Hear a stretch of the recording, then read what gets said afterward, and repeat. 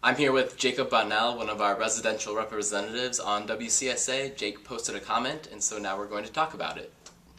The gist of my comment is that when coming to a university, students enter into a contract of sorts with the university in which they give up some of their rights or privileges, I guess smoking would fall under that, to the university. And the university in exchange provides opportunities, protection, and things like that. I would argue that the current proposed policy banning smoking in 2013 would actually violate a contract made between the freshman class in that they will still be here when the ban comes into effect. And so their original contract with the school will change, potentially with their consent, but potentially without their consent. And then I'd also hopefully address some of the questions about whether further compromises are possible.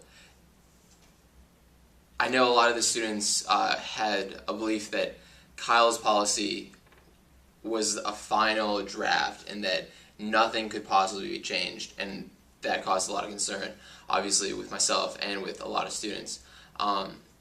And I was just wondering if there's anything you could say about that. Yeah, I really sympathize with the idea that this is something that is being imposed and nobody has any say. I've tried to be clear from the beginning when I sent out the first letter to the editor and the transcript and through my email communications that this is something that I'm proposing along with some members of WCSA, but certainly not all of WCSA. It's something that I've been saying again and again that we need to have a discussion about as a community so that our members on WCSA can make an informed decision. Nothing has been decided yet. We aren't going to vote until next week, Wednesday, December 8th at 7 p.m. in the Bailey Room, and I hope that everybody who is interested in this issue attends to watch us debate and vote on this. Nothing is set in stone, and it's my duty as president of WCSA when I identify a policy that I feel is in the best interest of our student body as a whole to educate our community on why that would be and to gain support for it. But it's certainly the duty of WCSA as a whole to listen to all the different perspectives that people have. And we've been trying to give everyone plenty of opportunities to voice their concerns on this issue by talking about it on Facebook or talking about it in person, like with the informational panel and town hall meeting that we just had where we invited everyone to attend to share their opinions to facilitate this discussion. Okay, so you're saying, would you say that, so the policy is not set in stone. Would you, because there's been a lot of talk that there's no, like, you are saying that it is a compromise, and then the smoker side of things would say that it is not a compromise. Is there a compromise between those 2 points? Is this as far as you're willing to go in terms of compromise, or is there any other level of...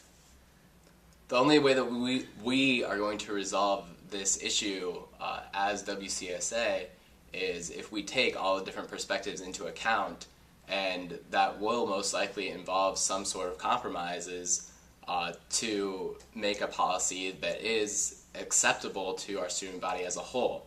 Obviously, no matter what happens, there are going to be people on all sides who are going to be disappointed by the final outcome just because of the nature of the philosophical difference between the right to clean air and the choice to smoke. What we need to do is have the members of WCSA decide what middle ground is most acceptable for everybody. I've put forward a proposal that would not make us a tobacco-free campus, but would simply make us a smoke-free campus, because I think that we can all recognize that everyone has a right to do what they want to their own bodies, so long as they aren't harming other people. And that's achievable with smokeless tobacco. or e-cigarettes, but it's not achievable when you're creating hazardous secondhand smoke that other students are unwillingly subjected to. Okay. Another problem that I feel like a lot of people had at the, or at least some people had at the town meeting last night, was a lack of the smokers being in.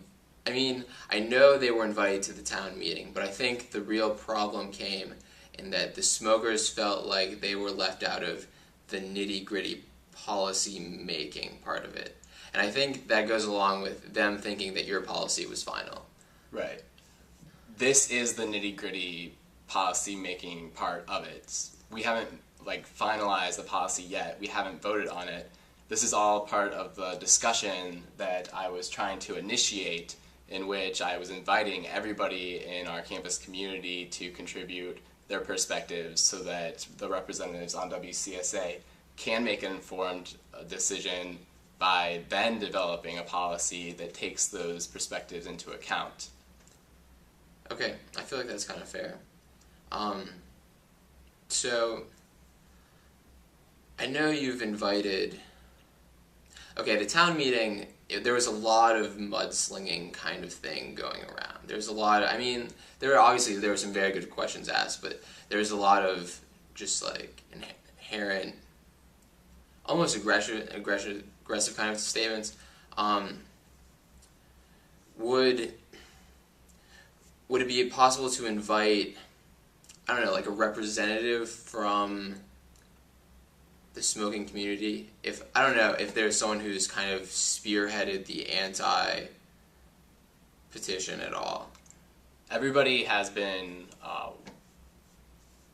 able to voice their own opinions and organize in whatever way that they want.